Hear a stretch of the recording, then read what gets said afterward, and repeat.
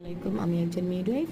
আমার কাজ হচ্ছে একজন গর্ভবতী মাকে গর্ভের শুরু থেকে গর্ভের এরপরে 42 দিন পর্যন্ত মাকে সেবা প্রদান করা এবং পরামর্শ প্রদান করা।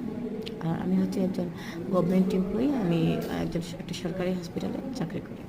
এখানে আমরা একটা চার্ট দেখতে পাচ্ছি। চার্টটা এখানে লেখা আছে গর্ভবতী 4 বার চেক আপ।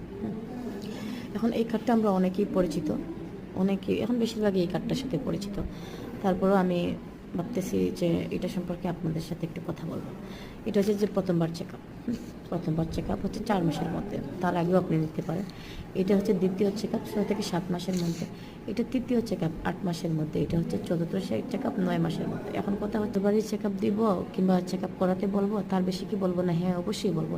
এটা হচ্ছে যে আমাদের দেশের জন্য, যেমন বাংলাদেশ সহ এশিয়া মহাদেশের জন্য যেটা করে দিছে যে সর্বনিম্ন 4 বার আমাদেরকে ভিজিট করতে হবে বা ভিজিটে গিয়ে তাদেরকে দেখে আসতে হবে, গর্ভবতী মায়েদেরকে 4 বার কেন বলা হয়েছে?